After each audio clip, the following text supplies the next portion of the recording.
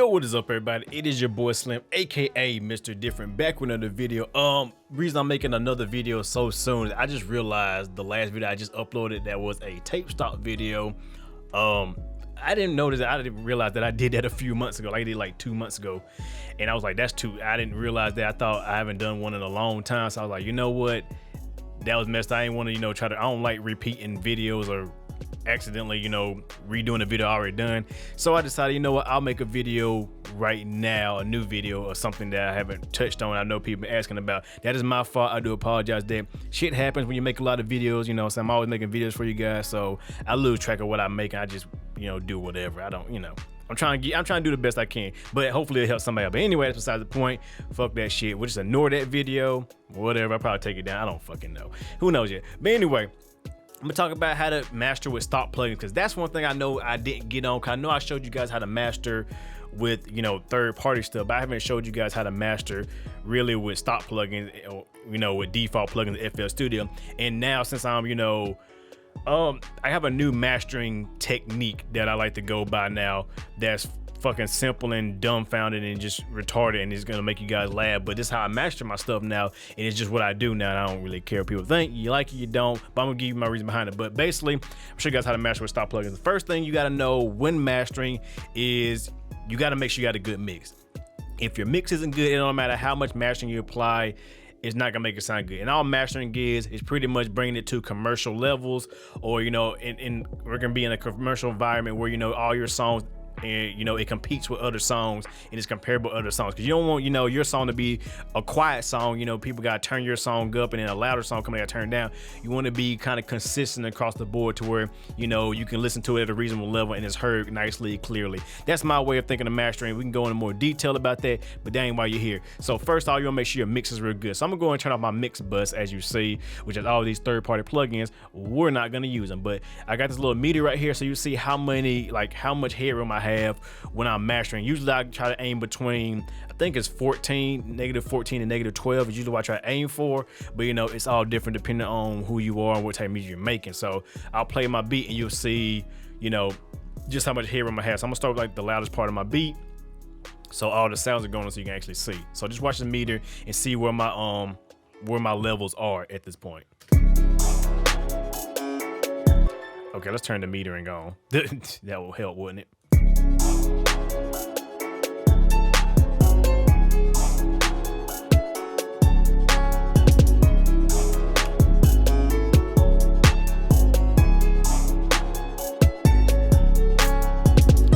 You can see it's hovering around, -15 to -12. That's what I try to aim for. That's just me personally. You can aim for less, but I say, between -12 and -6 is usually the best. You will have less dynamic range, which really, I don't care about dynamic range no more. I used to, but I don't really care about it. I'm just worried about, my overall headroom, because that's what give me the ability to push it louder. So the more headroom you have, the louder you technically can make it without it before it starts distorting and breaking up. So just keep that in mind when you're making, mixing decisions. So I'm not going mixing, but yeah, I made a video about that somewhere. Just go check it out. Look on my channel. You'll see it. So anyway, so now we got our levels right. So, once you get it mixed right, you got your nice headroom. What plugins should you use to, master with? Now I'm going to tell you two plugins that I've used now. Okay. I use the EQ and the limiter, and that is it. Okay, I don't do no extra stuff no more. I use EQ and limiter, because the reason is because I want to keep it as simple as possible and make it as fast as possible. And nowadays, people don't care that you have all this crazy bullshit right here on your bus. They don't really care about that. They just want a loud song. So that's all you gotta do. You want to make your songs loud enough to be able to hear and clear as possible. That's it. So all that extra bullshit, you can toss out the window. Yes, you can argue with me that doing a little bit here and there and doing all extra stuff will make it better. You can. I agree. Yeah, whatever. At the same time, the simpler it is for you to get to that same result, the better, in my opinion. And nowadays, artists don't really care. They just want a loud track. And, it's going to be remixed anyway, remastered anyway. So why don't make it easier on yourself? You know what I'm saying? And that's just me personally. And besides, FL Studio has the best default plugins, so whatever. So what I usually do is I get my EQ2, or any EQ at that matter, but I'm using EQ2 for example because it is a default plugin. Now, one thing I like to do is I like to cut the super sub frequency content, which is a really like low frequency content, and the super high content. In my opinion, you don't need super duper lows. That's just gonna muddy your mix up. The clearer your low end is, the louder and more punchier your song will be. Same with the top end. You don't need all that super high frequency, like I said, unless you're a dog or something like that, and you can hear it all that. You don't really need it. So why put it in your mix if it's not needed? So we're just gonna cut some of the lows and some of the highs. Not much, but just a little bit. So we're gonna turn to a low pass and high pass filter, and we're just gonna cut. I usually like to cut no more than 30 hertz. That's just me personally. Like I said, it's up to you. That's super sub frequency, which you really won't hear. And then, like I said, I like to cut around, when I bring this back, around maybe 18 to 16. But I really like to play around this. Sometimes I bring it too far and I bring it back until it sounds good. So we're just listening to how it sounds, and I'll go before and after once I get the right level I like.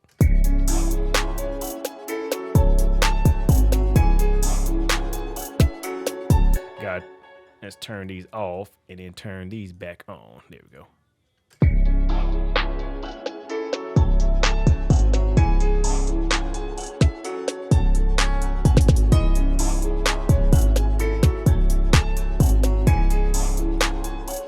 Now I ended up at 12K. Now how did I get there? What I did is I cut a lot of the lows. I cut the highs. I went far past what I should have, and I brought it back until it started sounding clear and consistent. I can hear all the sounds. I'm gonna do the same thing with the low frequency. I'm gonna cut a lot of the lows, and I'm gonna bring it back until it's just where it needs to be. And that's what you normally do, so just watch.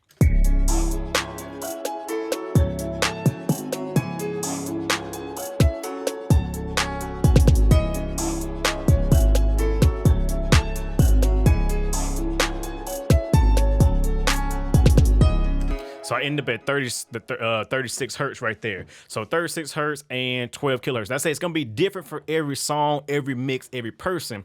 You gotta just listen to and do yourself. So what I suggest is cut too much and then bring it back until it sounds just right. And that would just, like I said, that way you'll have that. You won't have what's the fucking word I'm looking for? You won't have stuff mudding up your mix that doesn't need to be there, that you don't need to hear. So I suggest using some good headphones or some really good speakers, to hear what you're doing.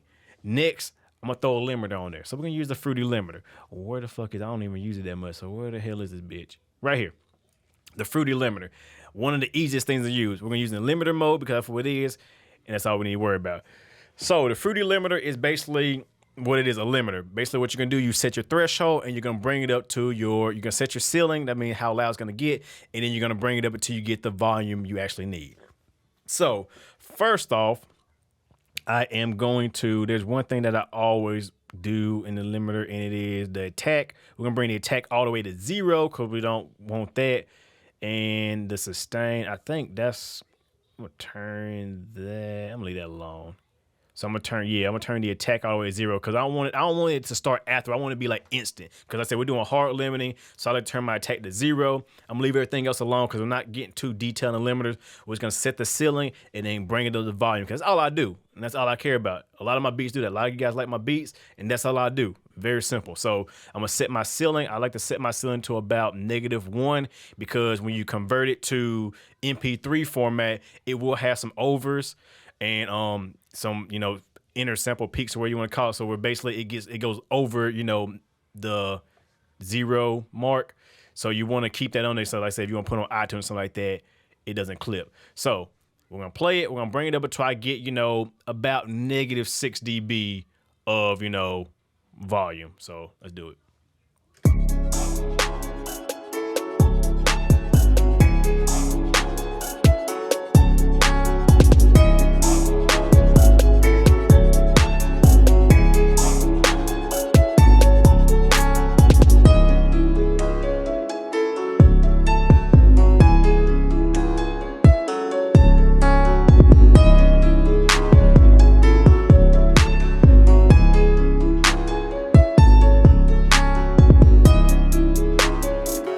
That sounds good by me. Let's say I want to push it as far as I can go. I want to hear it start distorting and breaking up, and then I want to bring it back. That's the whole point of doing it this way, because you want to push it too far and then come back, because that's the only way you get that good volume. So I'm gonna you know, turn the effects on and off so you can see a difference, and you'll see. Like I say, it's very simple. This is a very simple way of mastering, and this is how, like I say, this is how I do all my beats. Songs, a little bit more intricate, like vocals and all that, a little bit more intricate, and a little bit more different. But when it comes to beats, we're just gonna keep it simple as hell. So I'm just gonna play it before and after. So.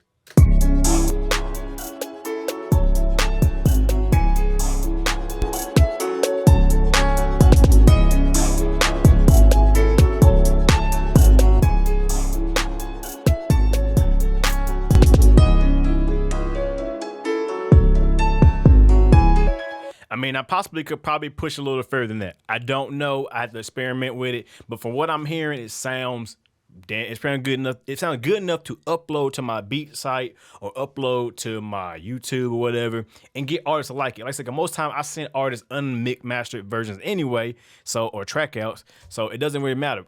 Keep it as simple as possible. And this is how I do it with stock plugins. Like I said, this is my mastering method. If you see any, like you watch my beat making videos, my latest ones, I guess, you'll see I use very little stuff because there's just no point anymore. Like, what's the point of going crazy with it? Keep it simple. The simpler, the better. The simpler, the faster in the end of the day. And that's how I like to look at stuff when it comes to doing my stuff. And that's why you guys like my videos, because like I said, I try to keep it as simple as possible and not overcomplicate it for people. But that's really it. When it comes to stock plugins, I use an EQ and that. Like I said, if you want to, you can use a saturation plugin. If you want to, you can use a little mix bus compression. But at the same time, it's like, you know, you don't really need to. It's just there. It's a taste thing. Music is a taste thing, and you do it based off what you feel and what sounds good to you. So hope that kind of open your eyes and start thinking, just kind of dumbing it down a little bit and thinking a little different, thinking more simpler, you know, to help you guys out, you know, make it faster for yourself in the long run. So that's how I master stock plugins, or master in general, really. So hope you guys enjoyed the video. If you got any questions, please leave them in the comments below. I want to get to you guys as fast as possible with that. And I do apologize for that other video that I did. I did pretty much remade a video. I didn't know, but I apologize for that. It is what it is. Like I said, hope you guys will enjoy that.